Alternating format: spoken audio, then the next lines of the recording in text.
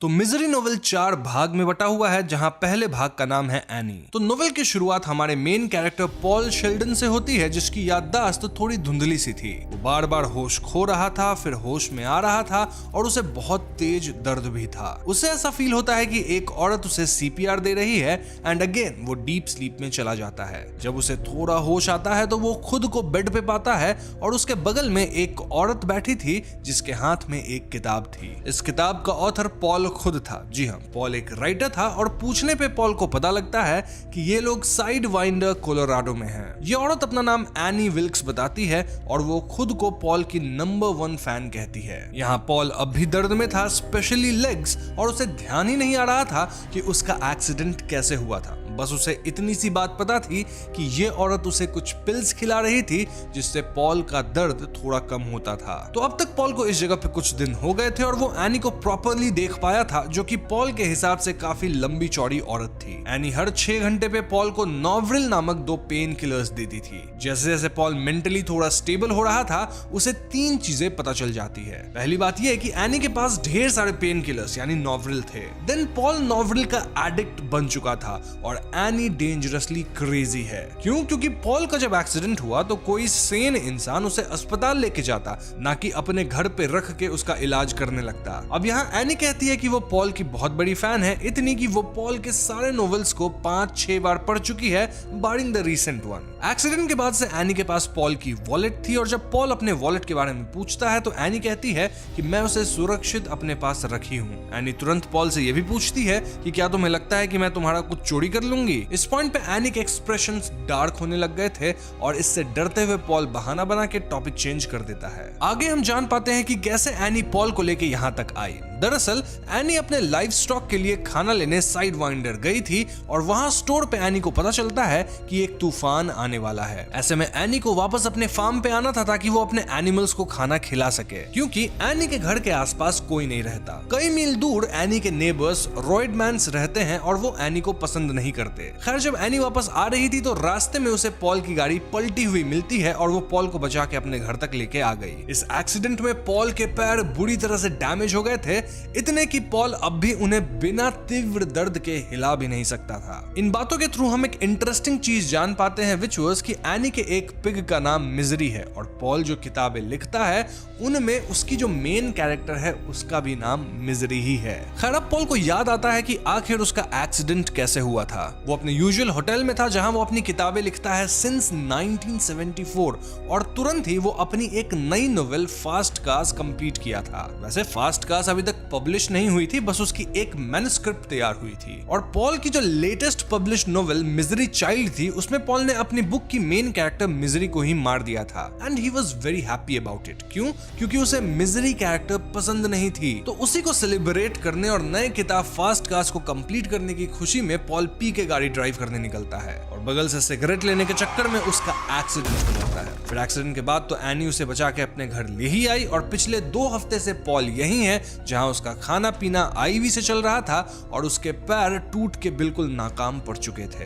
Anyways, कुछ समय के बाद एनी नॉवरिल और पानी लेके आती है और यहाँ एनी रिवील करती है कि वो फाइनली पॉल की लेटेस्ट बुक मिजरीज चाइल्ड खरीद के ले आई है, जिसे अब वो पढ़ेगी। पॉल यहाँ दर्द में एनी से नॉवरिल मांग रहा था, लेकिन वो पॉल को इग्नोर करते हुए अपनी ही बात किए जा रही थी। एनी कहती है कि उसे पॉल के बैग में रखे उसकी आने वाली किताब फास्ट कार्स की मैन्युस्क्रिप्ट मिली है, जिसे वो पढ़ेगी। यहाँ अगेन पॉल बार बार एनी से पेन किलर मांग रहा था और फाइनली एनी उसे पेन किलर देती तो है, लेकिन बिना पानी के। वो कहती है कि पॉल एक बेबी की तरह है, लेकिन अच्छा वाला। इनफैक्ट वो और पॉल यहाँ खुश रहने वाले हैं। अब इस पॉइंट तक पॉल को समझ आ गया था कि एनी बहुत अजीब है, जो कि उसे यहाँ से जाने नहीं देगी शायद, लेकिन पॉल के पैर में इतनी तेज दर्द थी कि ना तो वो हिल सकता था और उसे हमेशा नॉवरिल चाहिए होता था टू रिड्यूस द पेन। अगली सुबह एनी पॉल के लिए सूप लाती है और यहाँ वो कंप्लेन करती है कि कैसे पॉल की किताब फास्ट कार्स अच्छी नहीं है। एनी गुस्सा होने लगती है और गुस्से में ही सूप पॉल पे गिर जाती है। इसके लिए एनी पॉल को ही ब्लेम करती है और पॉल डर के मारे सॉरी भी कहता है। एनी यहाँ गुस्से में सूप वाली बोल दीवार पे दे मारती है एंड देन काम डाउन होके कहती है कि मैं थोड़ी शॉर्ट टेम्पर्ड हूँ। पॉल दोबारा सॉरी कहता है और एनी कहती है कि तुम्हें सॉरी होना भी चाहिए for this nonsense book. Any decides कि वो फास्ट कास्ट पढ़ने के बजाय अब मिजरीज चाइल्ड पढ़ेगी। अब आगे एनी का बर्ताव और बदलता है। फॉर एग्जाम्पल वो पॉल को टाइम पे उसका पेन किलर तो देती है, लेकिन वो पॉल को इसे गंदे फ्लोर वॉश किए हुए सोपी वाटर के साथ लेने कहती है। पॉल डरते हुए गंदे पानी के साथ पिल्स खाता है। अब अगले कुछ दिनों में पॉल डिड्यूस कर लिया था कि एनी पक्का पहले नर्स रह चुकी है, तभी उसे इंसानों की देखभाल करने की इतनी नॉलेज है। ऑल्दो एनी को जरूर उसके जॉब वगैरह से निकाला गया होगा क्योंकि वो नॉर्मल औरत बिल्कुल नहीं है। इस पॉइंट तक पॉल एनी से इतना डरने लगा था कि उसे एनी के नाइटमेयर्स भी आने लग गए थे। खैर अगली सुबह एनी पॉल के कमरे में आती है और एनी काफी गंभीर और गुस्से में थी। क्यों? क्योंकि वो मिजरीज चाइल्ड बुक खत्म कर ली थी और उसे पता चल गया था कि किताब में पॉल मेन कैरेक्टर मिजरी को मार दिया है। एनी इससे बिल्कुल खुश नहीं थी और पॉल डरते हुए एक्सप्लेन करता है कि वो कहानी 1871 में सेट है जब औरतें चाइल्ड बर्थ के दौरान काफी ज्यादा मारी जाती थी और ऐसे ही मिजरी भी मारी गई। लेकिन एनी का कहना था कि पॉल ही इस इमेजिनरी कैरेक्टर मिजरी का कत्ल किया है क्योंकि पॉल ही तो किताब लिखा है। एनी का गुस्सा बढ़ते जा रहा था एंड इन द एंड वो पॉल को उसके कमरे में ही लॉक करके कहीं तो चली जाती है। अब भले आप लिसनर्स को ये बात नॉर्मल लग रही होगी, लेकिन लेट मी टेल यू कि एनी पॉल को 51 घंटे यानी 51 आवर्स के लिए यहां अकेला छोड़ दी थी। जी हाँ दोस्तों, पॉल 51 आवर्स से दर्द में था, भूखा था, प्यासा था, हिल तक नहीं सकता था और बिस्तर पे एक पोजीशन में ही सरवाइव करने की कोशिश कर रहा था। इस दौरान पॉल पहली बार थोड़ा बहुत हिल के अपना ब्लैंकेट्स हटा के अपने लेग्स को देख पाया और उसके पैर का लेफ्ट नी बुरी तरह से टूटा हुआ था। इनफैक्ट दोनों पैर में एल्युमिनियम क्रचेस से किसी तरह स्प्लिंट लगाए गए थे। इन शॉर्ट पॉल के पैर बहुत ज्यादा बुरी हालत में थे जिससे शायद वो लाइफ टाइम फुली हील ना कर पाए। एक पॉइंट पे तो पॉल इतना प्यासा भी था कि वो अपने खुद के पी को हाथ में कलेक्ट करके पीने की कोशिश भी करता है। खैर एनी 51 घंटे बाद वापस आती है और उसका कहना था कि वो पॉल की मदद करेगी, लेकिन उससे पहले पॉल को कुछ करना होगा। क्या? वेल एनी चाहती थी कि पॉल अपने अपकमिंग बुक फास्ट कास्ट के मैन्युस्क्रिप्ट को अपनी हाथों से जला दे क्योंकि ये किताब एनी के हिसाब से बेकार थी। अब पॉल के पास अपनी इस रिसेंटली लिखी किताब के मैन्युस्क्रिप्ट की दूसरी कॉपी नहीं थी, यानी अगर ये मैन्युस्क्रिप्ट जला तो पॉल के सालों का मेहनत बर्बाद हो जाएगा, किताब छप ही नहीं पाएगी। इसलिए पॉल पहले तो मना करता है, लेकिन एनी पॉल को 4 नॉवरल पिल्स देने का वादा करती है। नॉवरल पिल्स के कारण ही तो पॉल का दर्द कम होता था, तो ऐसे में पॉल न चाहते हुए भी फास्ट कास्ट के मैन्युस्क्रिप्ट को जला देता है और एनी फिर उसे नॉवरल देती है। दवा खा के पॉल को नींद आने लगती है और पॉल मन में सोचता है कि वो एनी को जान से मार डालेगा। अब जब पॉल की नींद खुलती है तो वो खुद को व्हील चेयर पे पाता है। एनी कहती है कि वही पॉल को व्हील चेयर पे बैठाई है एंड ये उसकी तरफ से पॉल के लिए गिफ्ट है। वैसे एनी का कहना था कि वो पॉल को एक और गिफ्ट कल देने वाली है। हाँ, अगली शाम एनी पॉल को उसका सेकंड गिफ्ट देती है विच वाज टाइपराइटर। जी हाँ दोस्तों, एनी चाहती थी कि पॉल अब एक नई किताब लिखे जिसमें वो कैरेक्टर मिजरी के रिटर्न को बढ़िया से प्रस्तुत करे। पॉल कहता है कि मिजरी तो लास्ट नोवेल में मारी गई, लेकिन एनी वाज लाइक उसे कैसे भी वापस लाओ। इनफैक्ट अगर पॉल मिजरीज रिटर्न को फिनिश करेगा तो वो उसे जाने देगी। इस पॉइंट पे पॉल को भी पता था कि एनी उसे कभी नहीं जाने देने वाली। स्टिल पॉल अग्रीज कि वो मिजरीज रिटर्न नोवेल लिखना शुरू करेगा। ये सुन के एनी वाज वेरी हैप्पी और वो पॉल के लिए सब कुछ जुगाड़ करने लगती है। लाइक इस मिजरी बुक सीरीज के सारे बुक्स को एक जगह बाइंड करना ताकि पॉल उसे रेफर कर सके while writing the new book. Then Paul का अच्छे से ख्याल रखना ताकि पॉल बुक लिखने में सक्षम हो सके, वगैरह वगैरह। तो अगली सुबह एनी पॉल को उसके व्हील चेयर पे बिठा के विंडो के पास ले जाती है और कई हफ्तों बाद पॉल पहली बार डायरेक्ट सनलाइट को अपने स्किन पे फील कर पा रहा था। यहाँ पॉल एनी के द्वारा लाए गए टाइपिंग पेपर्स को चेंज करने कहता है और इस पे एनी कहती है कि वो सबसे महंगा टाइपिंग पेपर लेके आई है। इस पे पॉल वाज लाइक हर महंगी चीज बेस्ट नहीं होती। ये सुन के एनी वापस गुस्सा होने लग गई थी और एनी कहने लगती है कि तुम किताब लिखने के बजाय बहाने बना रहे हो। इस पे पॉल टाइपिंग पेपर्स को लेके कुछ टेक्निकल बातें कहने लग जाता है जिसे सुनकर एनी थोड़ा कन्विंस होती है। एनी दूसरा टाइपिंग पेपर लाने के लिए मान तो जाती है, हाउएवर वो पॉल को क्लियर वार्निंग देती है कि अगर मेरे साथ माइंड गेम्स या चालाकी करने की कोशिश करोगे तो वो भारी पड़ेगा। मैं भले भोंदू दिखती होंगी लेकिन एक्चुअली में मुझे बेवकूफ नहीं बनाया जा सकता है। इसके बाद एकदम से एनी पॉल की तरफ चार्ज करके उसकी लेफ्ट नी पे एक मुक्का मार देती है। जी हाँ दोस्तों, एनी वाज क्रेजी और इस मुक्के से पॉल दर्द में बहुत चिल्लाता है एंड एनी वाज लाइक कि खूब चिल्लाओ क्योंकि यहाँ तुम्हारी चीख कोई नहीं सुनेगा। सब मुझे पागल समझते हैं और इसलिए मेरे घर पे कोई भी नहीं आता। एनी ये तक बताती है कि उसे पहले किसी केस में कन्विक्ट भी किया गया था लेकिन उसे गिल्टी प्रूव नहीं किया जा सका। ऑल्दो सब लोग आज तक यही सोचते हैं कि एनी वाज गिल्टी और यहाँ एनी क्रीपली स्माइल करके कहती है कि सब लोग सही सोचते हैं। खैर तो इसके बाद एनी नए टाइपिंग पेपर्स लाने जाती है और एनी के जाते पॉल तुरंत एक बॉबी पिन की मदद से अपनी लॉक डोर को किसी तरह ओपन करता है। फिर बड़ी मुश्किल से वो दर्द में कराहते हुए व्हील चेयर पे ही गुरक के अब बाहर निकलता और बाथरूम में से कुछ नॉवरल पिल्स चुरा लेता है। पॉल को यहाँ घर में एक टेलीफोन भी मिल जाती है, ऑल्दो ये फोन काम नहीं कर रही थी। तभी एकदम से पॉल को एनी के कार की आने की आवाज सुनाई देती है और वो हड़बड़ाते हुए व्हील चेयर चला के अपने कमरे में वापस भागता है। हड़बड़ी में डोर के लॉक में बॉबी पिन टूट के अटक गया था और नॉवरल पिल्स पॉल के लैप में ही रह गए थे। अब जब एनी कमरे में आती है तो उसे पॉल पे थोड़ा शक होता है क्योंकि वो लैप में कुछ तो छिपा रहा था और पॉल पसीने में लथपथ भी था। लेकिन पॉल किसी तरह बहाना बना देता है कि उसे बहुत दर्द है और वो हाथ से अपनी पी को रोकने की कोशिश कर रहा है। फॉर्चुनेटली एनी पॉल के बहानों को मान लेती है और उसकी दवा लाने चली जाती है। मौका पाके पॉल नॉवरल पिल्स को अपने मैट्रेस के नीचे छिपा देता है और जब एनी आती है तो पॉल उसके द्वारा दिया गया पिल्स खा के सो जाता है। तो इस पॉइंट से शुरू होता है नोवेल का दूसरा भाग विच इज कॉल्ड मिजरी। इस भाग में पॉल जबरदस्ती मिजरीज रिटर्न किताब लिखने लगा है और वो जबरदस्ती इसे एनी विल्क्स को डेडिकेट कर रहा है। पॉल किताब के 3 पन्ने लिखता है जहां डॉक्टर की मदद से मिजरी फाइनली बच गई और पिछले किताब में दिखाई गई मौत मिजरी के हस्बैंड की बस इमेजिनेशन थी। अब एनी इसे पढ़ती और वो इससे बिल्कुल खुश नहीं थी। क्यों? क्योंकि ये जबरदस्ती वाली रिटर्न लग रही थी। एनी के हिसाब से कहानी में काफी कंटिन्यूटी एरर है। फॉर एग्जांपल पिछले किताब में डॉक्टर को आने में देर हो गई थी, तो ऐसे में यहाँ डॉक्टर कैसे समय पे पहुंच गया? नाउ एज यूजुअल एनी का गुस्सा बढ़ने लगा था और वो पॉल की तरफ गुस्से में बढ़ती है, ऑल्दो पॉल को इस बार चोट नहीं पहुंचाती। वो पॉल से कहती है कि पॉल को फिर से लिखना होगा and he needs to fix this. Paul भी सोचता है कि वाकई वो ये किताब मन से तो नहीं ही लिख रहा था, तो क्यों ना वो एक बार दिल लगा के मिजरीज रिटर्न किताब लिखे। सो यस, पॉल अच्छे से बुक लिखने की ठान लेता है और कुछ दिन राइटर्स ब्लॉक फेस करने के बाद पॉल को एक आइडिया आता है जिसे वो तुरंत पेन डाउन करना यानी लिखना शुरू करता है। उस दिन पॉल एकदम खो के काफी देर मिजरीज रिटर्न लिखता है और एनी उसे लिखते देखती है। यहाँ पॉल किताब का प्लॉट ही चेंज कर चुका था। इनफैक्ट उसकी ये वाली बुक थोड़ी ज्यादा डार्क और गॉथिक थी, मोर लाइक जिस तरह के डार्क सिचुएशन में पॉल खुद फंसा है। तो हाँ, नई कहानी में डॉक्टर लेट आके भले मिजरी को मृत बता दिए थे लेकिन वो एक गलत डायग्नोसिस था। फाइनली टूम वगैरह के अंदर डाले जाने के बाद भी मिजरी सरवाइव करी और टूम के अंदर से स्क्रैचिंग आवाज को सुनकर लोग उसे बाहर निकाले। अब किताब के अंदर तो मिजरी वाला प्लॉट को बहुत एक्सप्लेन किया गया है लेकिन मैं यहाँ नोवेल कास्ट में आपको वो बहुत डिटेल में नहीं बताऊंगा। हम मेन प्लॉट पे चलते हैं जहां पॉल और एनी की कहानी चल रही है। सो फाइनली एनी को ये वाला वर्जन काफी पसंद आ रहा था और वो पॉल से जोकिंगली कहती है कि अगर पॉल ये किताब खत्म नहीं किया तो वो उसे मार डालेगी। नाउ जब एनी कमरे से बाहर जा रही थी तो पॉल डोरवे पे अपने व्हीलचेयर हब्स का ब्लैक मार्क नोटिस करता है। अब अगर एनी ये ब्लैक मार्क देख लेती तो वो समझ जाती कि पॉल उसके एब्सेंस में घर के अंदर व्हीलचेयर पे घूमा था। ऐसे में पॉल का अगला मिशन काइंड ऑफ यही रह गया था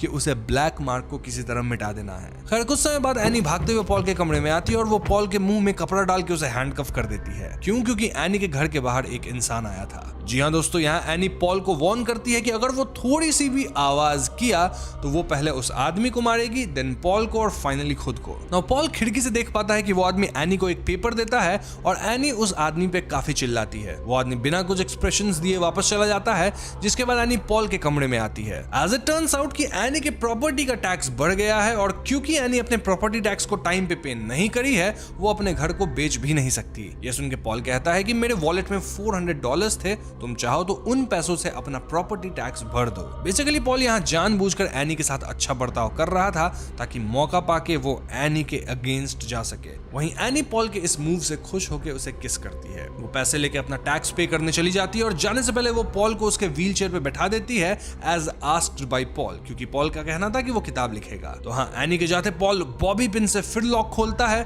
देन ब्लैक मार्क को मिटा देता है और इसके बाद ज्यादा कुछ और स्टंट नहीं ट्राई करता बल्कि किताब लिखने पे ध्यान देता है। क्यों? क्योंकि एनी को शक भी तो नहीं होना चाहिए, जब वो वापस आएगी तो कुछ पेजेस तो लिख के रखना है। तो हाँ, एनी के आने तक पॉल 5 पेज लिख लिया था and he was very happy about it. क्योंकि फास्ट कास्ट लिखते वक्त पॉल एक दिन में 2 से 4 पेजेस ही लिख पाता था, लेकिन अभी वो कुछ ही घंटों में 5 पेजेस लिख ले रहा था। इनफैक्ट एक दिन में तो वो कई बार 12 पेजेस तक लिख लेता था। वहीं एनी भी खुश थी क्योंकि नोवेल पे काम बढ़िया से चल रहा था और अब वो नोवेल कंप्लीट होने का इंतजार कर रही थी, जिसके बाद वो पूरी किताब एक बार में पढ़ेगी। खैर अगला हफ्ता नॉन इवेंटफुल था। ऑल्दो पॉल एनी के शरीर पे रेड मार्क्स देखता है। इनफैक्ट एनी अच्छे मूड में भी नहीं थी और इससे पॉल डिड्यूस कर लेता है कि क्योंकि एनी मेंटली स्टेबल नहीं है, वो कभी कभी डिप्रेसिंग मोड में जाती है due to small changes like weather, और ऐसे में वो खुद को मारती पीटती है जिससे उसके गाल और शरीर वगैरह पे रेड मार्क्स थे। अब ये तो और भी डरने वाली बात थी क्योंकि पता नहीं एनी अपने गुस्से में पॉल के साथ क्या कर बैठे। इसलिए पॉल अब एनी को बुलाने के बजाय खुद ही सरक सरक के व्हील चेयर पे बैठने लग गया था। अब जब एनी को यह बात पता चलती है कि पॉल खुद से व्हील चेयर पे बैठ पा रहा है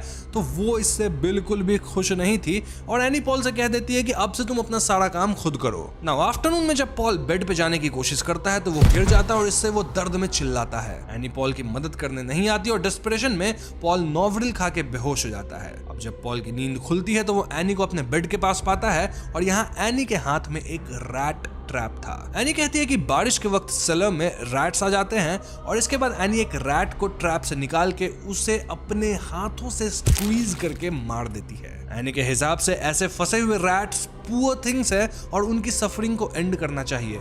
जैसे पॉल अभी फंसा हुआ है और इसीलिए वो पॉल को और खुद को भी खत्म कर लेगी। ये सुनते पॉल तुरंत कहता है कि पहले उसे अपनी किताब मिजरीज रिटर्न को खत्म करना है और ये सुन के एनी थम जाती है। यहाँ एनी रैट का खून चाटते हुए कहती है कि पॉल यहाँ से कभी नहीं निकल पाएगा और पॉल इस पे ज्यादा कुछ नहीं कहता। एनी फिर कहती है कि मुझे अब अपने लाफिंग प्लेस पे जाना होगा जहां मैं चिल्ला के अपनी फ्रस्ट्रेशन निकाल पाऊंगी क्योंकि मैं अभी यहाँ रही तो काफी डेंजरस हो जाऊंगी। ऐसा कह के एनी पॉल को थोड़ा नोवरिल दे देती है एंड देन अपनी कार में अपनी सीक्रेट लाफिंग प्लेस पे चली जाती है। एनी के जाते पॉल व्हील चेयर पे वापस घर में घूमना शुरू करता है और वो पाता है कि घर के सारे एग्जिट डोर्स पे कई लॉक्स लगाए गए थे। बेसिकली पॉल अभी इस हालात में यहाँ से भाग तो नहीं सकता था। तभी पॉल की नजर कॉफी टेबल के नीचे पड़े एक स्क्रैप बुक पे पड़ती है which was labelled as memory lane. ये एनी की स्क्रैप बुक थी जिसमें उसके लाइफ के कई इंसिडेंट्स थे और पॉल उसे पढ़ने लगता है। तो एनी के पेरेंट्स की शादी बेकर्सफील्ड में 1938 के दौरान हुई थी। देन एनी के ओल्डर ब्रदर का जन्म 1939 में हुआ था और फिर एनी खुद 1943 में जन्मी थी। इसके बाद स्क्रैप बुक के क्लिपिंग में एक आग लगने की खबर थी। जी हाँ, विल्क्स के अपार्टमेंट बिल्डिंग में आग लगी जिसमें क्रेनमिट्स फैमिली के 5 लोग जल के मारे गए थे। इस आग में विल्क्स फैमिली में से किसी को कुछ भी नहीं हुआ। क्यों? क्योंकि वो लोग वाटर लीक के कारण एक दिन पहले ही बिल्डिंग छोड़ के चले गए थे। इसे पढ़ के इट वाज क्लियर कि वो आग एनी विल्क्स ही लगाई थी, यानी एनी बचपन से ही नॉर्मल नहीं थी। देन अगली पेपर आर्टिकल थी एनी के पिता के मौत की जो कि 1957 में सीढ़ियों से गिर के मारे गए थे। जाहिर सी बात है कि ये काम भी एनी का ही रहा होगा। देन यूनिवर्सिटी में एनी की रूममेट मारी गई थी जो कि कैट के डेड बॉडी पे ट्रिप करके सीढ़ियों से गिर के मरी थी। अगेन ये मौत को भी एनी ही अंजाम दी होगी। बेसिकली देखा जाए तो ये स्क्रैप बुक एनी अपने विक्टिम्स की बनाई हुई थी और इससे पॉल समझ गया था कि एनी इंसानों को मारने में थोड़ा भी नहीं हिचकिचाती है। आगे एनी एक हॉस्पिटल में एज ए नर्स हायर हो गई जिसके बाद वहां के कई एल्डरली पेशेंट्स मरने लगे। अब क्योंकि एनी ये कत्ले करती थी वो एक हॉस्पिटल में ज्यादा दिन कभी नहीं टिकती थी और इसी दौरान वो राल्फ डूगन नामक इंसान से शादी कर ली। ये कपल मिलके एक घर खरीद लिए लेकिन इनकी शादी 1 साल भी नहीं टिक सकी। राल्फ 1980 में डिवोर्स फाइल किया क्योंकि उसके हिसाब से एनी मेंटली क्रूअल थी। नाउ 1981 में एनी अगेन एल्डरली पेशेंट्स को मारना शुरू की और 1982 में वो मैटरनिटी डिपार्टमेंट की हेड नर्स बन गई, यानी कि यहाँ वो नवजात बच्चों को मारने लग गई और जून के महीने में उस पे एक इन्फेंट को मारने का इल्जाम भी लगा। अब क्योंकि एनी के खिलाफ पुख्ता सबूत नहीं थे तो एनी को सजा नहीं हुई, लेकिन सबको कहीं ना कहीं लगने लग गया था कि एनी इज डेंजरस, जिस वजह से उसे ड्रैगन लेडी निकनेम दिया गया। इतना ही नहीं, आगे स्क्रैप बुक में किसी यंग मैन के मरने की खबर थी near glider wild life preserve. उस आदमी के बॉडी पार्ट्स हाईवे 9 पे मिले एंड इट वाज क्लियर कि ये काम भी एनी का ही था। स्क्रैप बुक की आखिरी क्लिपिंग पॉल के गायब होने की थी, व्हिच मींस कि पॉल ही एनी का अगला खिलौना विक्टिम है। ये पढ़ के पॉल की रोने जैसी हालत हो चुकी थी और वो बहुत डरा हुआ था। पॉल समझ पाता है कि एनी को कत्ल करने के लिए कोई रीजन नहीं चाहिए। उसके हिसाब से 3 तरह के लोग होते हैं and they are brats, poor things and Annie खुद। एनी जिन्हें पुअर थिंग्स यानी बेचारे लोग समझती है उन्हें मार देती है, जैसे बीमार ओल्ड पीपल या फिर ऐसे नवजात बच्चे जिनमें किसी तरह का डिफेक्ट हो। कभी कदार तो वो हेल्दी लोगों को भी मारती है और देखा जाए तो पॉल भी एनी के लिए एक बेचारा आदमी है जिसके पैर नाकाम है और वो फंसा हुआ है। इस पॉइंट पे पॉल को समझ आ चुका था कि अगर उसे बचना है तो उसे एनी को ही मारना होगा। इसलिए पॉल एक लॉन्ग बुचर नाइफ अपने मैट्रेस के नीचे छिपा लेता है और फिर सो जाता है। नाउ जब एनी वापस घर आती है तो वो पॉल को इंजेक्शन देके ड्रग कर देती है। तो अब जब पॉल की आंख खुलती है तो वो हेविली ड्रग्ड था और यहाँ एनी पॉल को एक एक गुड न्यूज और एक बैड न्यूज देती है। गुड न्यूज ये कि पॉल की एक्सीडेंट वाली कार हेवी रेन की वजह से बह गई, यानी अब पॉल को दुनिया कभी नहीं ढूंढ पाएगी। एंड बैड न्यूज ये कि एनी को पता है कि पॉल उसका स्क्रैप बुक पढ़ चुका है। जी हाँ दोस्तों, एनी अपने स्क्रैप बुक में 3 हेयर्स को बाइंड करके रखी हुई थी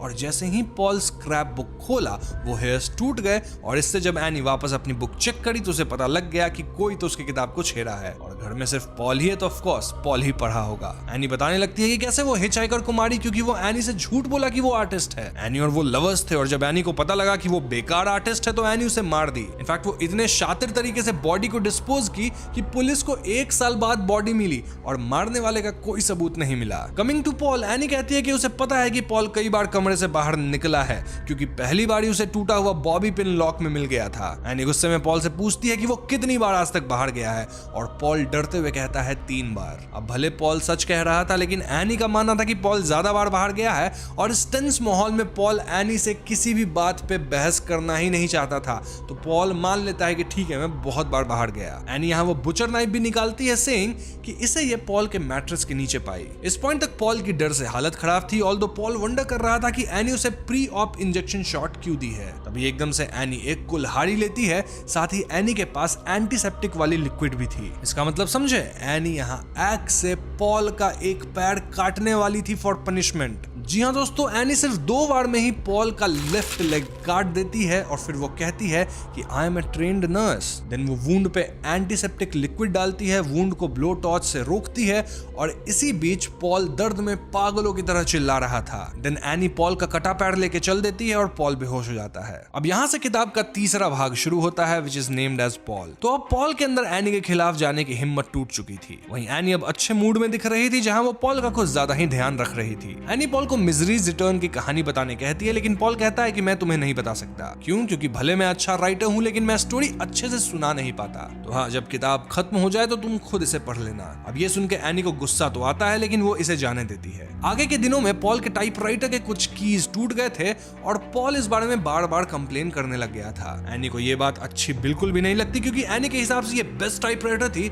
और वो बड़ी मुश्किल से इसका इंतजाम की थी। तो हाँ, ऑफ कोर्स एनी को इससे गुस्सा आएगा और गुस्सा आया मतलब अंजाम तो भुगतना पड़ेगा पॉल को। वेल, एनी इलेक्ट्रिक नाइफ से पॉल का एक अंगूठा ही काट देती है। इस नए घाव के कारण पॉल 1 महीने तक अपनी किताब पे काम नहीं कर पाता, ऑल्दो वो टाइपराइटर को उठा के एक्सरसाइज जरूर कर रहा था उसे फेंकने के लिए। क्यों, वो आपको आगे अपने आप पता चल जाएगा। तो एक दिन पॉल अपनी बेडरूम विंडो के बाहर स्टेट पुलिस की कार देखता है और पॉल सोचता है कि वो चिल्ला के उनसे मदद मांगेगा, लेकिन पॉल के अंदर एनी का इतना डर था कि वो ऐसा कर ही नहीं पा रहा था। पुलिस ऑफिसर एक यंग मैन था और बहुत हिम्मत करके फाइनली पॉल हेल्प मी चिल्लाता है। ये सुन के पुलिस वाला तुरंत सतर्क हो जाता है और पॉल अपनी खिड़की की ग्लास एस्ट्रे फेंक के तोड़ता है और पुलिस वाले को एनी से बचने कहता है। ये पुलिस वाला तुरंत पॉल को पहचान जाता है क्योंकि पॉल काफी फेमस राइटर था जो कि बहुत समय से मिसिंग था। तभी एकदम से एनी अपने राइड ऑन लॉन मोवर पे आती है और वो ऑफिसर को क्रॉस से स्टैब कर देती है। फिर वो ऑफिसर को कई बार स्टैब करती है और वो पॉल की तरफ देख के क्रीपीली स्माइल करती है। ऑफिसर इंजर्ड हालत में भी अपनी गन निकालने की कोशिश करते हैं लेकिन एनी अपने लॉन मोवर से उनका सर ही कुचल देती है। तो इसके बाद एनी पॉल के पास आती है और कहती है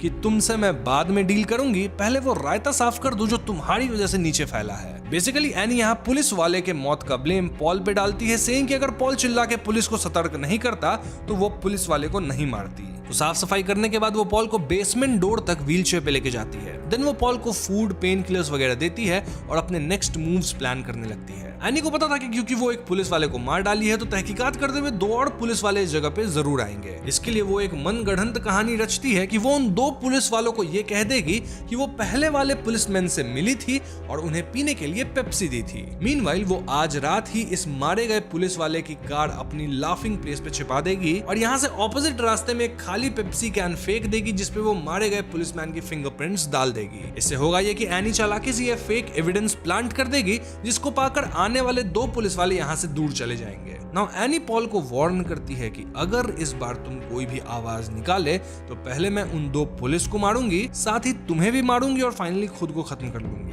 एनी यहाँ ये तक कहती है कि क्योंकि पास्ट में उसके ऊपर चार्जेस लगे हैं तो पुलिस वाले एक आध हफ्ते में सर्च वारंट लेकर यहाँ फिर आएंगे और उससे पहले ही पॉल को अपनी नोवेल खत्म करनी होगी। जाने से पहले एनी पॉल से क्लियरली कहती है कि अगर बुक का सवाल नहीं होता तो मैं तुम्हें अभी ही मार देती। एनी के हिसाब से मिजरीज रिटर्न बेस्ट बुक होने वाली है and she can not wait to read it. इसके बाद एनी पॉल को अंधेरे बेसमेंट में छोड़ के हंसते हुए चली जाती है और अब अंधेरे में पॉल को एक बारबेक्यू पॉट मिलता है और ये वही पॉट है जिसमें एनी उसकी फास्ट कार किताब की मैन्युस्क्रिप्ट बर्न करवाई थी। इससे पॉल के दिमाग में एक आइडिया कौंधता है। तो आफ्टरनून में एनी वापस आती है और वो पॉल को अपने बैक पे लेके ऊपर जाती है। इसी दौरान पॉल चुपके से लाइटर फ्लूइड चुरा लेता है और इसे अपने मैट्रेस के अंदर छुपा लेता है। पॉल ये भी मेक श्योर करता है कि एनी मिजरीज रिटर्न तब तक न पढ़े जब तक वो किताब कंप्लीट न कर ले and any was okay with it क्योंकि वो बुक को लेके काफी एक्साइटेड थी। अगले दिन पॉल पेन पेपर से वापस लिखना शुरू करता है और अब तक वो लाइटर फ्लूइड को अच्छे से कहीं और छुपा दिया था। इसी दौरान वाकई एनी के घर पे दो पुलिस वाले पूछताछ करने आते हैं और पॉल इस बार कोई आवाज नहीं करता। पॉल अपने मन में सोच रहा था कि पुलिस वाले ज्यादा से ज्यादा एनी को जेल में डाल देंगे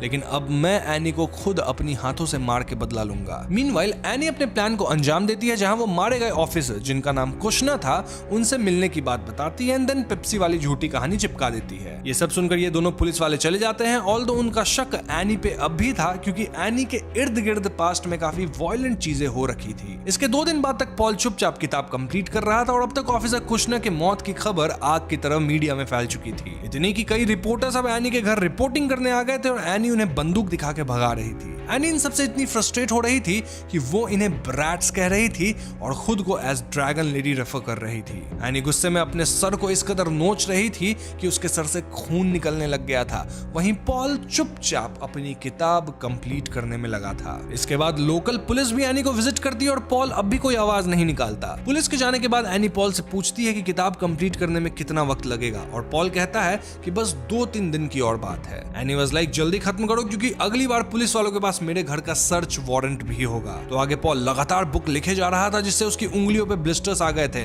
वहीं एनी अपने घर के आसपास बार्ब्ड वॉयस डाल दी थी ताकि लोकल्स यहाँ ना आ सके। एनी नोटिस करती है कि पॉल की उंगलियों पे ब्लिस्टर्स आ गए थे और यहाँ पॉल कहता है कि कल शाम 6 बजे तक किताब कंप्लीट हो जाएगी। ये सुन के एनी बहुत ज्यादा खुश हो जाती है और वो पॉल से आई लव यू कहती है। इतना ही नहीं, वो इस टाइम पे पॉल की काफी केयर करती है और उसे अच्छा खाना खिलाती है। एनी यहाँ शैंपेन की बोतल भी लाई थी टू सेलिब्रेट जब बुक कंप्लीट हो जाएगी। यहाँ पॉल एनी से एक सिगरेट भी मांगता है सेइंग कि जब बुक कंप्लीट हो जाएगी तो वो अपने कमरे में चैन से अकेले एक सिगरेट पिएगा। तो फाइनली पॉल अपनी बुक को खत्म करता है एंड देन वो सिगरेट निकालता है। एनी यहाँ पॉल को सिर्फ एक मैच स्टिक दी थी सिगरेट को लाइट अप करने के लिए और पॉल मन में सोचता है कि एक माचिस मेरे काम के लिए काफी है। तो 5 मिनट बाद पॉल एनी को अपने कमरे में बुलाता है जहां वो मिजरीज रिटर्न नोवेल के मैन्युस्क्रिप्ट को लाइटर फ्लूइड में भिगोए हुए था। वो एनी से कहता है कि मैंने किताब कंप्लीट कर लिया और ये सुन के एनी खुशी में शैंपेन लाने चली जाती है। तब तक पॉल डरते हुए माचिस जलाता है। जी हाँ, 3 बार में उससे माचिस जल पाती है और तभी एनी कमरे में शैंपेन लेके आती है।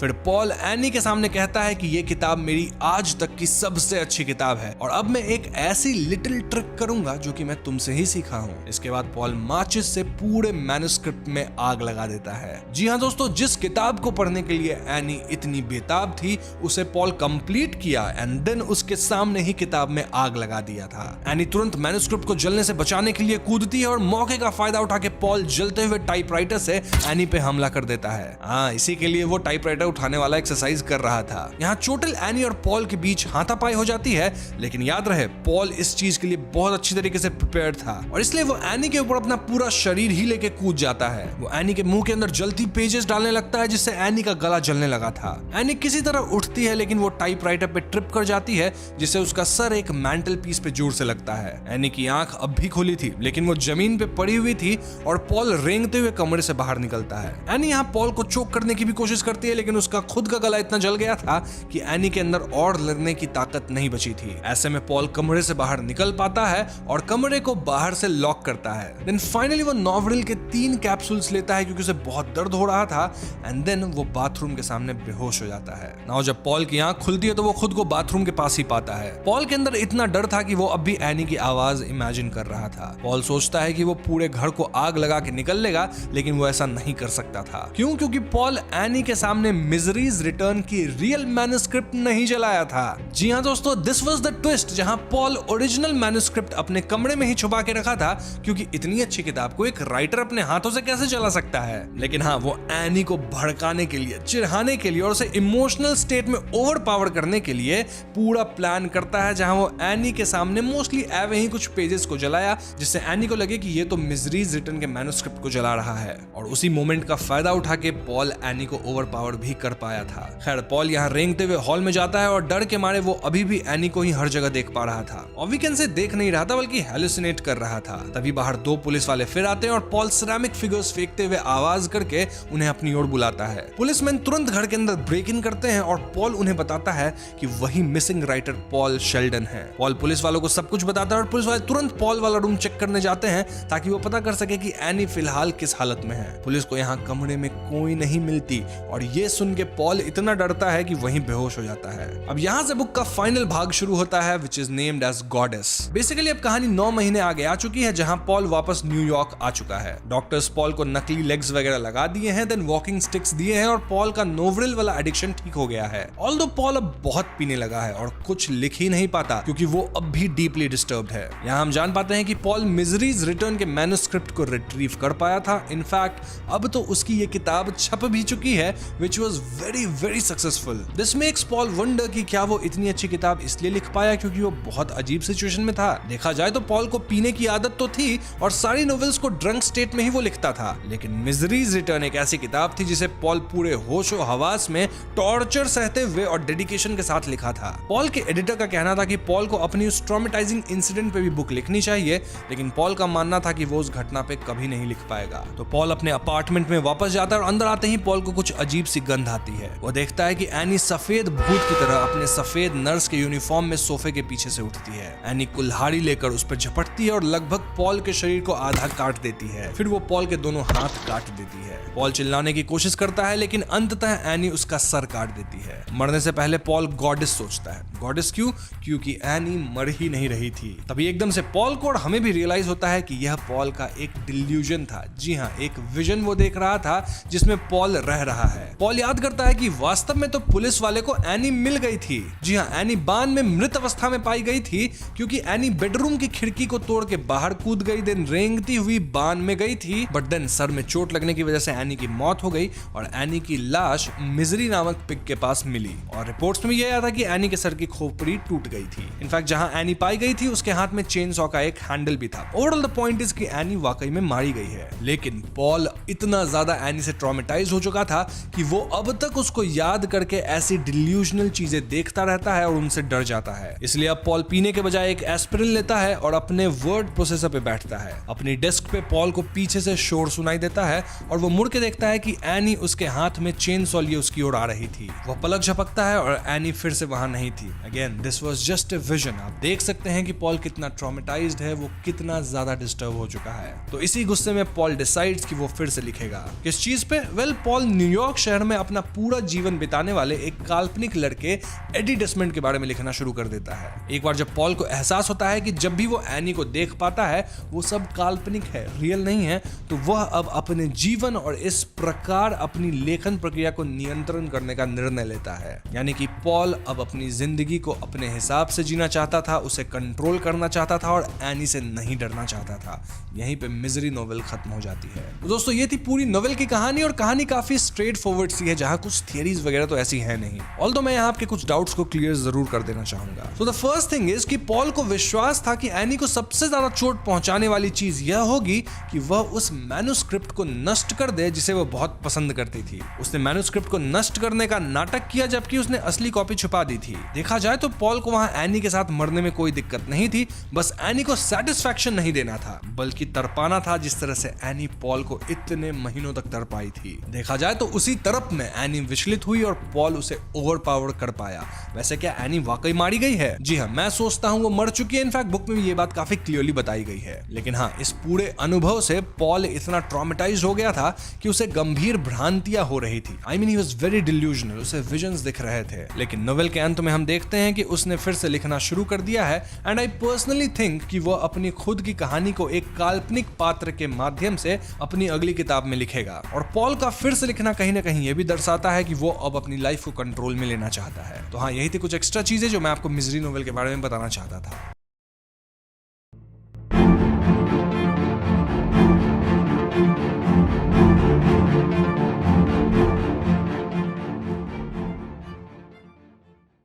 तो कहानी में जाने से पहले मैं आपको बता दूं कि Agatha Christie mystery thriller genre की काफी रिनाउंड ऑथर रही हैं। उन्होंने कई नॉवेल्स लिखे हैं और उनकी नॉवेल्स को फिल्म या टीवी सीरीज में भी कई बार अडेप्ट किया गया है। अगाथा क्रिस्टी की कई किताबों में एक फिक्शनल कैरेक्टर बार बार आता है जिसका नाम है हरक्यूल पॉयरोय। पॉयरोय एक बेल्जियन डिटेक्टिव है जो कि काफी स्मार्ट है और वो ब्रिटिश पुलिस की मर्डर केस सॉल्व करने में मदद करता है। Coming to the novel ABC murders, well ये कहानी काफी पुराने टाइम में सेट है, लाइक 1920s या 30s के टाइम में। कहानी की शुरुआत में हम कैप्टन हेस्टिंग से मिलते हैं जो कि अपने पुराने दोस्त हरक्यूल पॉयरोय से लंदन में मिलने आते हैं। पॉयरोय हेस्टिंग्स को एक रहस्यमयी पत्र दिखाते हैं जिसमें कुछ ऐसा लिखा था, आप खुद को बहुत होशियार समझते हैं ना, चलिए देखते हैं कि आप कितने चतुर हैं। ध्यान रखिएगा कि ये एक डिफिकल्ट चैलेंज हो सकती है। इस महीने की 21 तारीख को एंडोवर में कुछ तो जरूर होगा। अब दोस्तों, इस खत को किसी ABC नामक इंसान ने लिखा था और कैप्टन हेस्टिंग्स का मानना था कि ये लेटर कोई भी ऐसे ही लिख दिया होगा, लेकिन पॉयरोय अपने एक्सपीरियंस से कहते हैं कि शायद ये खत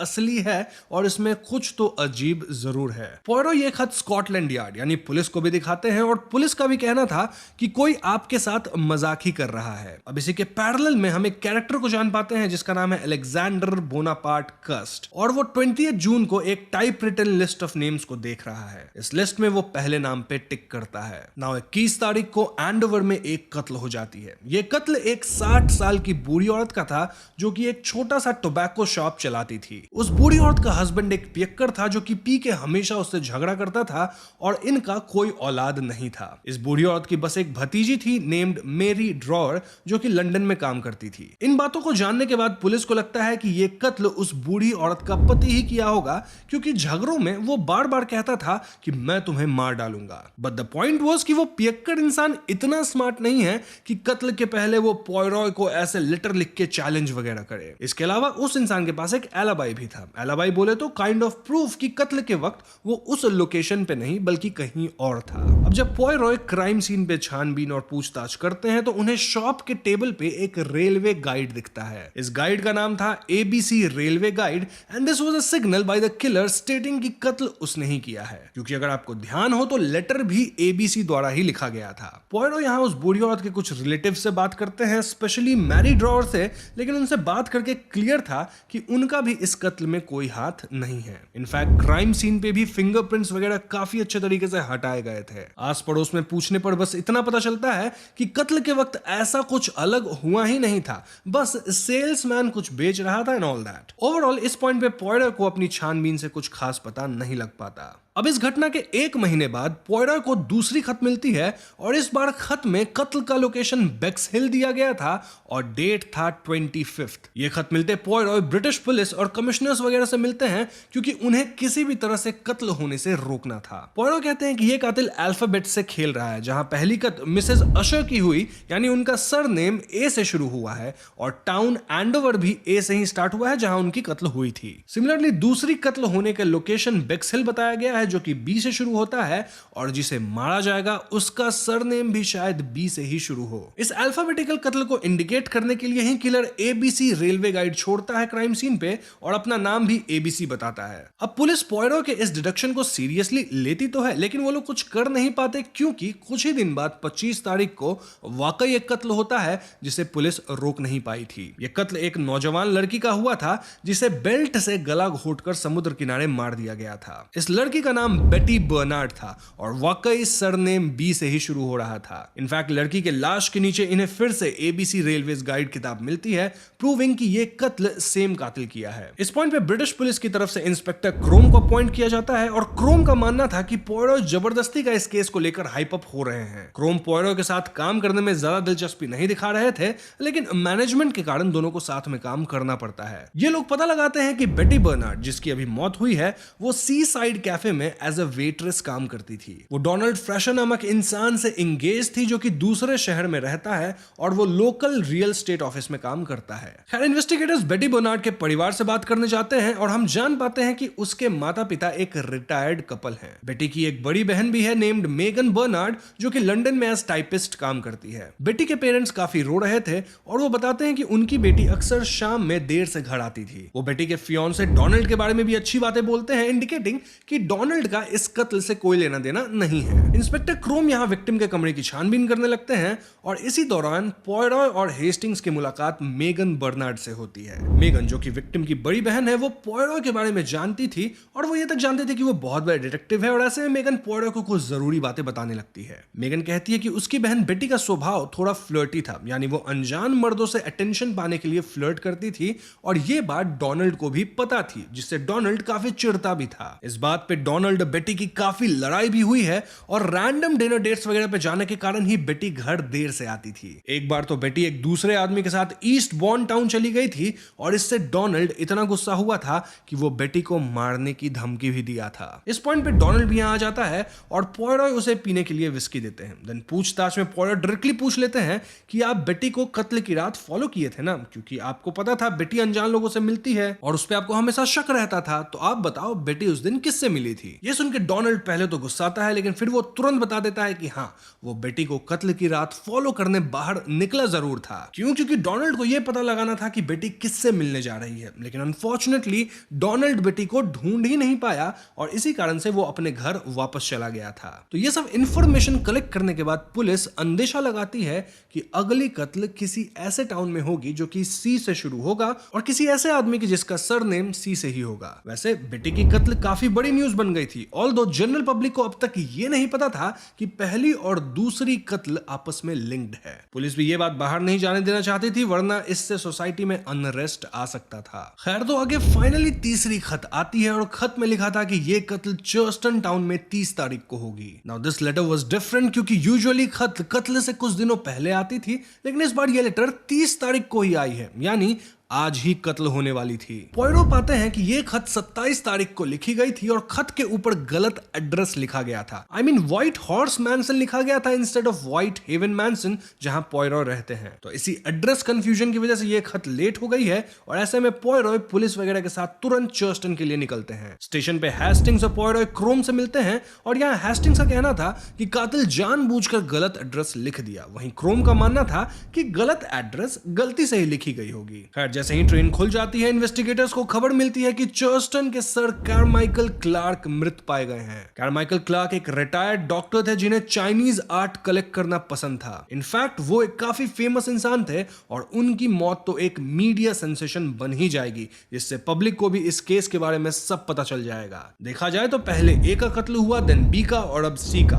इनफैक्ट किसी को नहीं पता कि ये कत्ले कब और कहां जाके रुकेंगी। खैर, तो इसके बाद इन्वेस्टिगेटर्स कार्माइकल क्लार्क के घर पहुंचते हैं जो कि सी साइड था ऑन ए क्लिफ। वहां का बटलर इन्हें घर के अंदर लाता है और इनकी मुलाकात फ्रैंकलिन क्लार्क से होती है जो कि विक्टिम का भाई है। फ्रैंकलिन काफी स्मार्ट और कंपोज्ड इंसान था और जब उसे पता चलता है कि उसके भाई का कत्ल कोई सीरियल किलिंग का हिस्सा है तो वो एकदम आश्चर्य में था। फ्रैंकलिन बताता है कि कार्माइकल क्लार्क की बीवी लेडी क्लार्क को कैंसर हुआ है और कार्माइकल अपने रूटीन इवनिंग वॉक के दौरान मारे गए। इस एरिया में अक्सर टूरिस्ट्स आते हैं और कार्माइकल के रूटीन को तो कोई भी लर्न कर सकता था उन्हें रोज देख के। इसके बाद इन्वेस्टिगेटर्स कार्माइकल के सेक्रेटरी थोरा ग्रे से भी मिलते हैं और थोरा बताती है कि कार्माइकल को किसी तरह की धमकी या अनयूजुअल लेटर्स वगैरह नहीं मिले थे। और पता करने पे मालूम चलता है कि कार्माइकल को पीछे से अटैक करके मारा गया था, जस्ट लाइक मिसेस एशर। इससे उनकी इंस्टेंटली मौत हो गई थी और हम रीडर्स को ऐसा प्रतीत होता है मानो इन इन्वेस्टिगेटर्स को अब तक किसी भी तरह का सुराग नहीं मिल रहा था। अब इन घटनाओं के कई दिन बाद अलेक्जेंडर बोनापार्ट कर्स्ट एक मूवी थिएटर से निकल रहा होता है जब उसे चर्स्टन में हुई कत्ल की आर्टिकल्स वगैरह दिखती है। By the way, Alexander Bonaparte कस्ट बहुत बड़ा नाम है, तो मैं उसे ABC बोलूंगा। खैर, तो वो जान पाता है कि कार्माइकल क्लार्क के कत्ल को बेटी बर्नार्ड के कत्ल से लिंक किया जा रहा है। ये सब पढ़ के ABC एक पार्क बेंच पर बैठ के कुछ सोचने लगता है। वहीं पास बैठा एक यंग मैन कह रहा होता है कि ये कत्ल कोई पागल इंसान ही कर रहा है, मे बी वर्ल्ड वॉर 1 में सर्विस करके पागल हो गया होगा। ये सुन के ABC काफी घबरा जाता है, क्योंकि वो वॉर का हिस्सा था। वो खुद की सैनिटी को क्वेश्चन कर रहा था और उसे सर दर्द भी हो रहा था। ABC को इस हालत में देख वो यंग मैन वहां से भाग निकलता है। दूसरी तरफ कत्लों की खबर हर तरफ मीडिया में फैल गई है और ऐसे में पॉयरॉय एक डिफरेंट तरीका अपनाने की सोचते हैं। पॉयरॉय कहते हैं कि वो विक्टिम्स के करीबी रिश्तेदार से इन क्राइम्स पे बात करेंगे, क्योंकि कई बार लोग अपनी मेमोरीज को एडिट कर लेते हैं विदाउट इवन रियलाइजिंग। तो इस तरीके से मे बी उन्हें कुछ क्लूज वगैरह मिले। वहीं मिसेस आशर की भतीजी मेरी ड्रॉ, देन मेगन बर्नार्ड और फ्रैंकलिन क्लार्क भी पॉयरॉय की इन्वेस्टिगेशन में मदद करना चाहते थे। फ्रैंकलिन का तो यह तक कहना था कि वो क्रोम के तरीकों से खुश नहीं है, और अगर पॉयरॉय इंडिपेंडेंटली इस मामले की तह तक जाना चाहते हैं तो वो इस पूरे ऑपरेशन को फंड करेगा, यानी फाइनेंस करेगा। तो अगले दिन पॉयरॉय सभी इंटरेस्टेड पार्टीज को बुलाते हैं और एक स्पीच देते हैं, सेइंग कि किलर एक ऐसा इंसान है जो कि मेंटली स्टेबल नहीं है, और आप सभी लोग कुछ तो ऐसा इंपॉर्टेंट जानते हैं जो शायद आपको खुद भी पता ना हो। ये सब सुन के मेगन बर्नार्ड और डोनाल्ड फ्रेजर थोड़ा विचलित होते हैं, लेकिन बाकी लोग एकदम इंथुजियास्टिक थे। बस फिर क्या था, तहकीकात नए सिरे से शुरू की जाती है और सभी लोगों को दोबारा क्वेश्चन किया जाता है। अब इन क्वेश्चनेयर के दौरान कुछ नई बातें सामने आती है। लाइक मेगन बर्नार्ड को याद आता है कि उनकी माँ बेटी के लिए न्यू स्टॉकिंग्स खरीदी थी। देन कार्माइकल क्लार्क के सेक्रेटरी थोड़ा को लेडी क्लार्क फायर कर दी थी, क्योंकि उन्हें शक था कि कार्माइकल क्लार्क का थोड़ा के साथ चक्कर चल रहा था। अब लेडी क्लार्क से मिलने में पता लगता है कि वो कुछ समय से बीमार चल रही हैं, इस वजह से उन्हें बिल्कुल याद नहीं कि वो पॉयरॉय को क्या बताना चाहती थी, लेकिन हाँ, वो थोड़ा से नफरत जरूर करती हैं। लेडी क्लार्क ये तक बताती है कि कत्ल के दिन वो थोड़ा को किसी अनजान आदमी से मिलते देखी थी,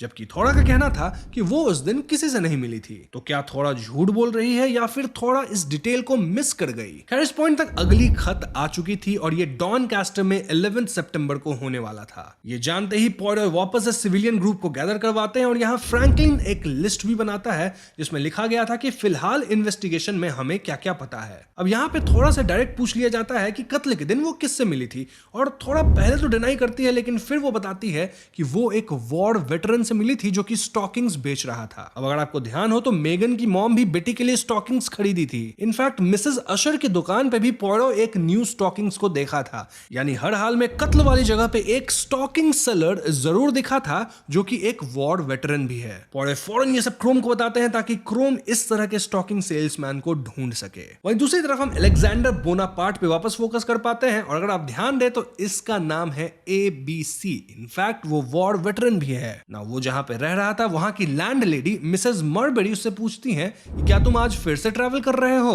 ABC कहता है कि वो चेल्टनहैम के लिए निकल रहा है, और यहाँ मिसेस मरबेरी पेपर वगैरह देख के इन मर्डर्स की बात करती हैं, और ये सुनते ABC थोड़ा इरिटेटेड नजर आता है। ABC जब यहाँ से निकलता है तो वो अपने पीछे एक रेलवे गाइड छोड़ गया था, which was ABC railway guide. अब लैंड लेडी और उनकी बेटी लिली की बातों से हम समझ पाते हैं कि ABC पिछली कत्ल के वक्त जर्स्टन में था और फिलहाल वो चेल्टनहम नहीं बल्कि डॉनकास्टर जा रहा है। इन बातों से कहीं ना कहीं हम रीडर का शक पूरी तरह से ABC पे बढ़ने लग जाता है, जो कि हमारे लिए काइंड ऑफ एक अनजान आदमी है। कमिंग बैक टू पॉयरॉय, फ्रैंकलिन यहाँ पॉयरॉय से बात करके उसे बताता है कि थोड़ा एक अच्छी लेडी है और उसका कार्माइकल क्लार्क से कोई गलत संबंध नहीं था। इनफैक्ट फ्रैंकलिन अपने भाई की एक लेटर पॉयरॉय को दिखाता है जिसमें कार्माइकल थोड़ा को एज हिज डॉटर बता रहे थे। इस पे पॉयरॉय फ्रैंकलिन से कहते हैं कि कौन कैसा है ये मैं खुद से जज करूंगा। अब 11 सितंबर को हेस्टिंग्स और पॉयरॉय डॉनकास्टर में एक हॉर्स रेस इवेंट पे जाते हैं। क्यों? क्योंकि इन्हें लगता है कि मे बी कत्ल यही हो, क्योंकि यहीं पे सबसे ज्यादा भीड़ थी। यहाँ इनके साथ थोड़ा भी थी ताकि थोड़ा कातिल को आइडेंटिफाई कर सके, क्योंकि वही स्टॉकिंग सेलर को क्लियरली देखी थी। अब उसी शहर में एक थिएटर के बाहर भीड़ में लोगों को लाश मिलती है और उस लाश पे ABC रेलवे गाइड था। हम वहां अलेक्जेंडर बोनापार्ट कस्ट यानी ABC को देख पाते हैं, जिसके शर्ट स्लीव पे खून लगा था और उसके कोट में एक नाइफ थी। ABC को बिल्कुल आइडिया नहीं था कि उसके पास ये चाकू कहां से आ गया, और आसपास पुलिस को आता सुन वो ट्रेन स्टेशन की ओर निकल जाता है। वहीं पुलिस को लाश मिल चुकी थी और मरने वाले का नाम जॉर्ज अर्सफील्ड था। अब आइडियली विक्टिम के लास्ट नेम की पहली अल्फाबेट D होनी चाहिए थी, लेकिन इस केस में वो E है, विच वाज सरप्राइजिंग। पुलिस को लगता है कि कातिल से में भी गलती हुई हो और कंफ्यूजन में वो किसी और को मार गिराया। इस पॉइंट पे पुलिस को पता लगता है कि कोई अलेक्जेंडर बोनापार्ट कस्ट नामक इंसान एक होटल में ठहरा हुआ था और होटल की मेड उसके पास चाकू देखी थी। पुलिस फौरन होटल के उस कमरे में छानबीन करती है जिसमें एबीसी रह रहा था। वहां उन्हें लार्ज सप्लाई में स्टॉकिंग्स मिलती है और पुलिस वाज श्योर कि उन्हें उनका किलर मिल चुका है। वो फौरन एबीसी के बारे में सब कुछ पता करते हैं, देन उसके लैंडलॉर्ड के यहाँ जाते हैं, जहां से उन्हें पता लगता है कि एबीसी आजकल अजीब बिहेव करता है, लाइक पागलों की तरह न्यूज़पेपर पढ़ना, देन वो कहां जा रहा है उनकी झूठी जानकारी देना वगैरह वगैरह। हम रीडर्स ये भी जान पाते हैं कि पहले ही कत्ल के समय से उन डेट्स पे एबीसी मर्डर वाले एरिया में था। एबीसी के रेंटेड हाउस में छानबीन करने में पुलिस को वो सभी स्टेशनरी आइटम्स भी मिल जाती हैं जिनसे लेटर्स लिखे गए हो टू पॉयरॉय। इनफैक्ट पुलिस को तो अब एबीसी रेलवे गाइड्स भी मिलती है एंड देन वो चाकू भी जिससे चौथी कत्ल हुई थी। This was more than enough to prove कि एबीसी ही कातिल है और सभी एकदम खुश थे। लेकिन for some reason Poirot was not very happy. Poirot को अब भी समझ नहीं आ रहा था कि आखिर एबीसी ये कत्ले कर क्यों रहा था। हद तो तब होती है जब कुछ समय के बाद एबीसी खुद को पुलिस के हवाले कर देता है और वो खुद को पागल बता रहा था। पॉयरॉय नोटिस करता है कि एबीसी के पास सेकंड कत्ल यानी बेक्स हिल वाले कत्ल का एलिबाई भी है।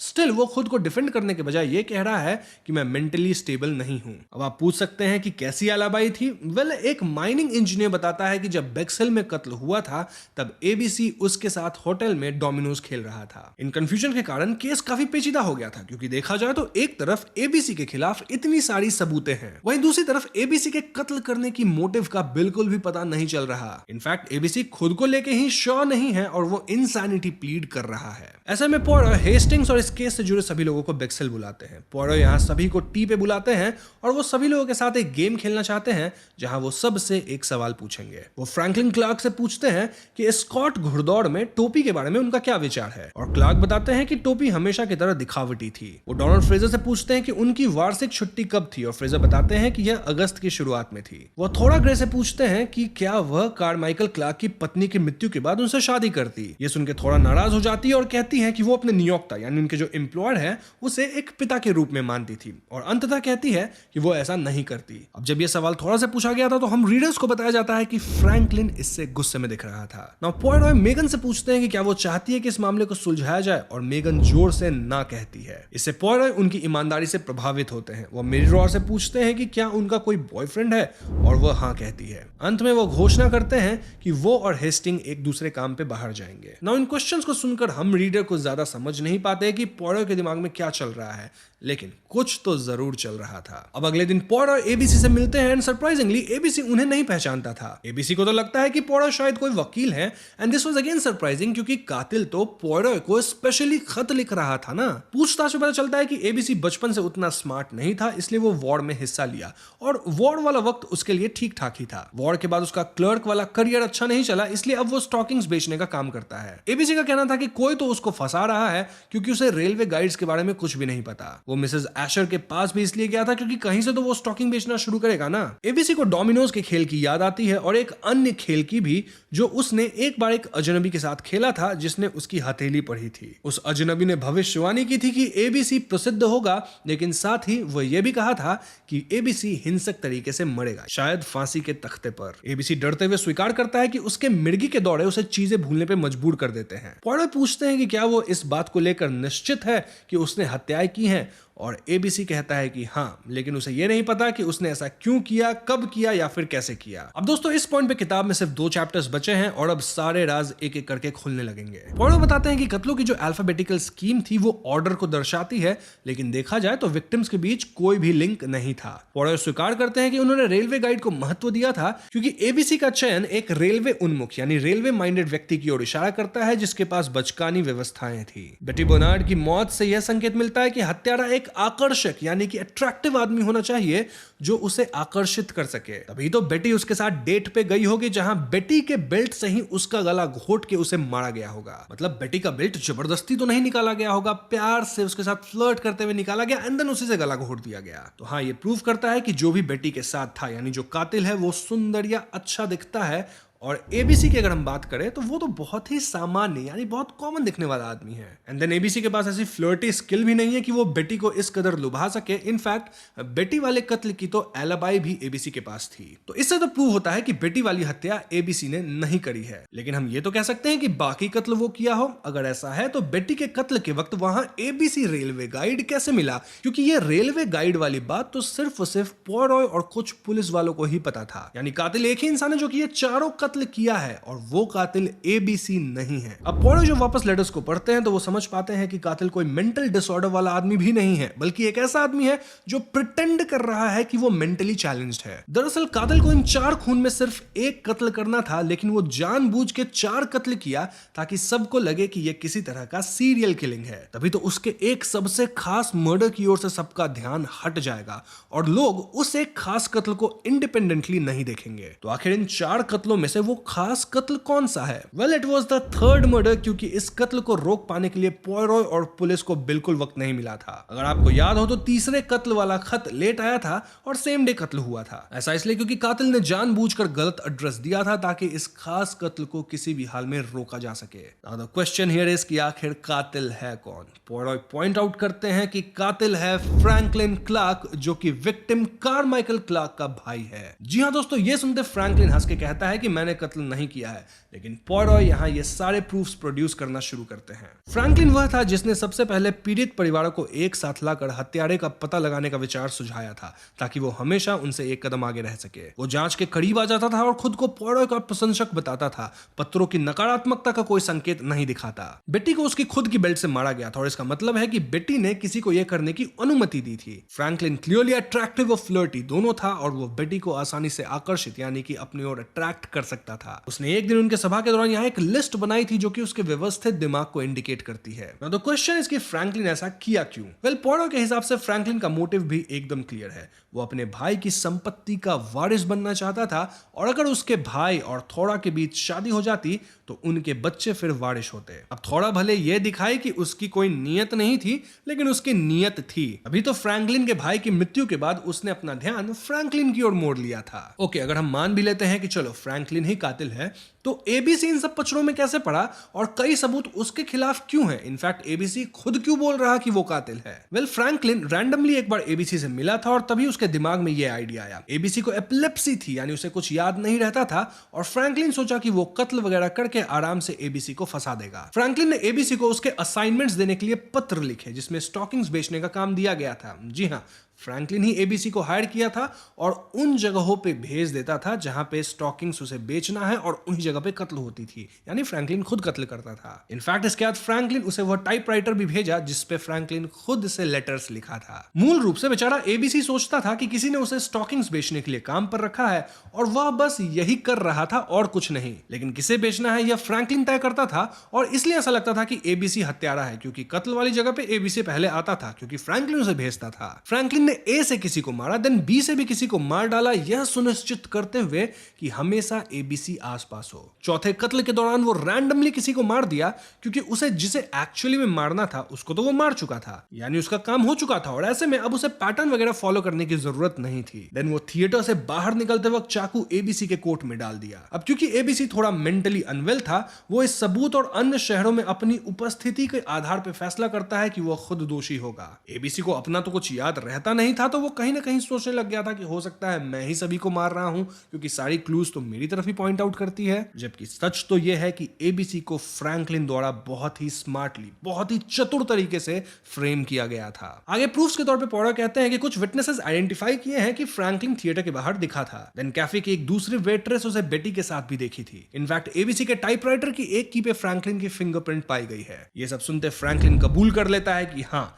कत्ल उसने ही किया है। इसके बाद फ्रैंकलिन एकदम से खुद को शूट करने की कोशिश करता है, लेकिन उसकी पर्सनल गन में गोलियां नहीं थी। जी हां दोस्तों, पॉयरो पहले ही नौकरों से बोलकर उसके बंदूक से गोलियां निकलवा दिए थे क्योंकि पॉयरो को आइडिया था कि फ्रैंकलिन ऐसा कुछ कर सकता है। फाइनली फ्रैंकलिन को अरेस्ट कर लिया जाता है। अब इस पॉइंट पे Hastings was impressed as usual, लेकिन अब भी कुछ अनआंसर्ड क्वेश्चंस थे। फॉर एग्जांपल, एक बार पॉयरो सबको चाय पे बुलाकर एकदम रैंडम क्वेश्चंस पूछा था, तो ऐसा वो क्यों किया था? पॉयरो बताते हैं कि उस वक्त कुछ सवाल तो वो वाकई में सिर्फ गेम सेक के लिए ही पूछा था, लेकिन जो सवाल वो थोड़ा सा पूछा था वो फ्रैंकलिन के रेज को अनमास्क करता है। अगर आपको याद हो तो थोड़ा सा पूछा गया था कि क्या वो शादी करना चाहती थी कारमाइकल क्लार्क से और इससे फ्रैंकलिन गुस्सा हुआ था। देन उन क्वेश्चंस के दौरान मेगन नहीं चाहती थी कि कातिल पकड़ा जाए और ऐसा इसलिए क्योंकि मेगन को लग रहा था कि कातिल में भी डोनाल्ड हो सकता है और अब वो और डोनाल्ड एक दूसरे को चाहने लगे हैं और मेगन नहीं चाहती थी कि डोनाल्ड जेल जाए। अब मेगन को उस वक्त थोड़ी पता था कि डोनाल्ड वाकई कातिल नहीं है। वैसे एक मजे की बात, पॉयरो ये झूठ बोल दिए थे कि उन्हें टाइपराइटर जनरेटर पे फ्रैंकलिन के फिंगरप्रिंट्स मिले, क्योंकि इस झूठ के कारण ही फ्रैंकलिन झट से कबूल कर लिया कि हाँ वही कातिल है। तो finally the case was solved. और सबसे अच्छी बात यह है कि एबीसी यानी अलेक्जेंडर बोनापार्ट कस्ट, जो कि गुनहगार नहीं था, वो भी बच गया। इस केस के बाद एबीसी फेमस हो गया था और सभी उसके इंटरव्यू लेना चाहते थे। यहीं पे एबीसी मर्डर्स नॉवेल खत्म हो जाती है।